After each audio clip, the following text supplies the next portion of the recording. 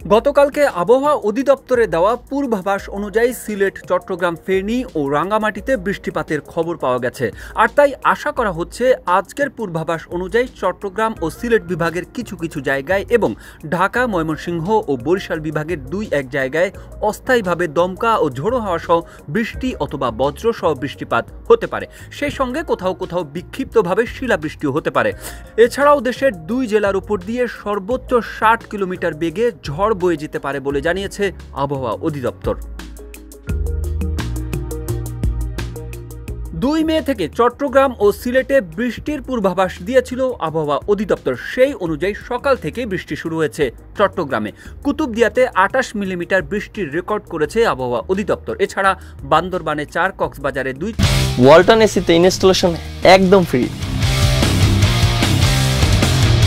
চট্টগ্রামে 1 মিলিমিটার বৃষ্টির রেকর্ড করেছে আবহাওয়া অধিদপ্তর এবং সিলেটে বৃষ্টি হচ্ছে। তবে আগামী 24 ঘন্টার মধ্যে যশোর, খুলনা, চুয়াডাঙ্গা, পাবনা ও রাজশাহী জেলাগুলোতে অতি ভারী বৃষ্টির পূর্বাভাস দিয়েছে আবহাওয়া অধিদপ্তর। এছাড়া মাঝারি ধরনের বৃষ্টির পূর্বাভাস দিয়েছে টাঙ্গাইল, ফরিদপুর, গোপালগঞ্জ, সাতক্ষীরা, বাগেরহাট, কুষ্টিয়ায়। ঢাকাতেও বৃষ্টির পূর্বাভাস দিয়েছে আবহাওয়া অধিদপ্তর। তবে ঢাকায় খুব বেশি ভারী বৃষ্টি হবে না, বিকেল থেকে হালকা বৃষ্টি হতে পারে। অন্যদিকে কক্সবাজার এবং সিলেট অঞ্চল সমূহের উপর দিয়ে পশ্চিম অথবা উত্তর পশ্চিম দিক থেকে ঘন্টায় 45 থেকে 60 কিলোমিটার বেগে বৃষ্টি অথবা বজ্রসহ বৃষ্টির সঙ্গে অস্থায়ীভাবে দমকা অথবা ঝোড়ো হাওয়া বয়ে যেতে পারে।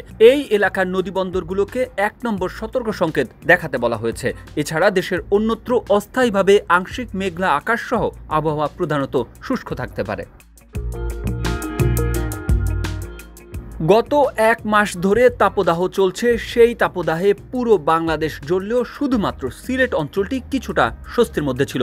আর খুলনা বিভাগটি সব থেকে বেশি উত্তপ্ত ছিল।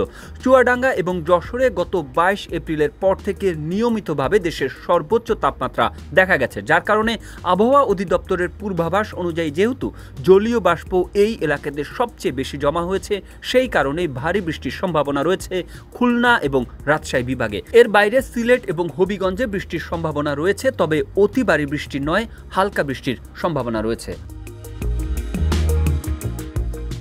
জানা গেছে পশ্চিমা লঘুচাপের বর্ধিতাংশ পশ্চিমবঙ্গ থেকে বাংলাদেশের দক্ষিণ পশ্চিমাঞ্চল হয়ে উত্তর পশ্চিম বঙ্গোপসাগর পর্যন্ত বিস্তৃত হয়েছে। এই পরিস্থিতিতে দেশের পশ্চিমাঞ্চলে দিনের তাপমাত্রা সামান্য হ্রাস পেতে পারে এবং দেশের অন্যত্র তা 1 থেকে 2 ডিগ্রি সেলসিয়াস পর্যন্ত হ্রাস পেতে পারে। সেই সঙ্গে প্রায় অপরিবর্তিত থাকতে পারে সারা দেশের রাতের তাপমাত্রা। এছাড়া আগামী 10 মে এর পর থেকে বৃষ্টিপাতের ফলে সারা দেশের তাপমাত্রা কমার সম্ভাবনা রয়েছে বলে জানিয়েছে আবহাওয়া অধিদপ্তর। পরবর্তী 5 থেকে 6 দিন দমকা হাওয়া, ঝোড়ো বাতাস ও বজ্রসহ বৃষ্টিপাতের সম্ভাবনা রয়েছে। এরপর আবারও আসতে পারে তাপদাহ।